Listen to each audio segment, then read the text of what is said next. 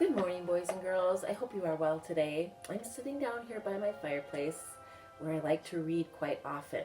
I thought I would start a chapter book with you all called Charlotte's Web. So find a cozy spot and just listen to a great story. Here we go. Chapter 1, Before Breakfast. "Where's Papa going with that axe?" said Fern to her mother as they were setting the table for breakfast. "Out to the hog house," replied Mrs. Arabelle. "Some pigs were born last night." "I don't see why he needs an axe," continued Fern, who was only 8. "Well," said her mother, "one of the pigs is a runt. It's very small and weak, and it will never amount to anything. So your father has decided to do away with it." "Do away with it!" shrieked Fern. "You mean kill it, just because it's smaller than the others?" Mrs. Arabelle put a pitcher of cream on the table. "Don't yell, Fern," she said. "Your father is right. The pig will probably die anyway." Fern pushed a chair out of the way and ran outdoors. The grass was wet and the earth smelled of springtime. Fern's sneakers were sopping by the time she caught up with her father. "Please don't kill it," she sobbed. "It's unfair." Mr. Arabelle stopped walking. "Fern," he said gently, "you will have to learn to control yourself." "Control myself?" yelled Fern. "This is a matter of life and death, and you talk about controlling myself?" Tears ran down her cheeks, and she took hold of the axe and tried to pull it out of her father's hand. "Fern," said Mr. Arabelle, "I know more about raising a litter of pigs than you do. A weakling makes trouble. Now run along."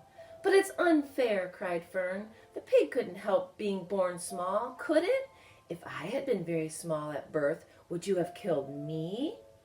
Mr. Arabelle smiled. "Certainly not," he said, looking down at his daughter with love. "But this is different. A little girl is one thing, a little runty pig is another." "I see no difference," replied Fern, still hanging on to the axe. "This is the most terrible case of injustice I've ever heard of." A funny look came over John Arabelle's face. He seemed almost ready to cry himself. "All right," he said. "You go back to the house and I will bring the runt when I come in. I'll let you start it on a bottle, like a baby. Then you'll see what trouble a pig can be." When Mr. Arabelle returned to the house, half an hour later, he carried a carton under his arm. Fern was upstairs changing her sneakers. The kitchen table was set for breakfast, and the room smelled of coffee, bacon, and wood smoke from the stove. "Put her on the chair," said Mrs. Arabelle. Mr. Arabelle set the carton down at Fern's place.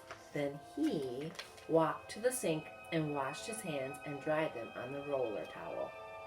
Fern came slowly down the stairs. Her eyes were red from crying. As she approached her chair, the carton wobbled and there was a scratching noise. Any predictions what might be in the carton? Think in your head. Fern looked at her father. Then she lifted the lid of the carton. There, inside, looking up at her, was the newborn pig. It was a white one. The morning light shone through his ears, turning them pink. "He's yours," said Mr. Arabelle, "saved from an untimely death, and may the good Lord forgive me for this foolishness." Fern couldn't take her eyes off this tiny pig. "Oh," she whispered, "oh, look at him. He's absolutely perfect." She closed the carton carefully. First she kissed her father, then she kissed her mother. Then she opened the lid again, lifted the pig out, and held it against her cheek. At this moment her brother Avery came into the room. Avery was 10. He was heavily armed. He had a pretend rifle in his hand. "What's that?" he demanded. "What's Fern got?" "She's got a guest for breakfast," said Mrs. Arabelle. "Wash your hands and face, Avery." "Let's see it," said Avery, setting down his pretend gun. "You call that miserable thing a pig? That's a fine specimen of a pig. It's no bigger than a white rat."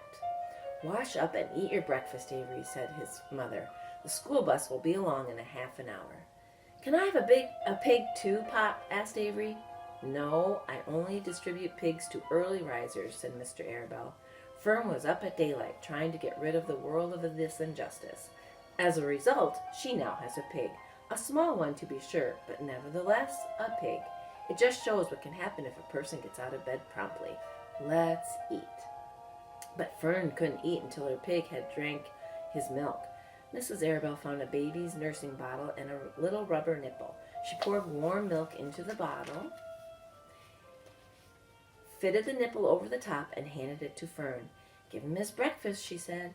A minute later, Fern was seated on the floor in the corner of the kitchen with her infant between her knees, teaching it to suck from the bottle. The pig, although tiny, had a good appetite and caught on quickly. The school bus honked from the road. "Run!" commanded Mrs. Arabelle, taking the pig from Fern and slipping a donut into her hand. Avery grabbed his pretend gun and another donut. The children ran out to the road and climbed into the bus.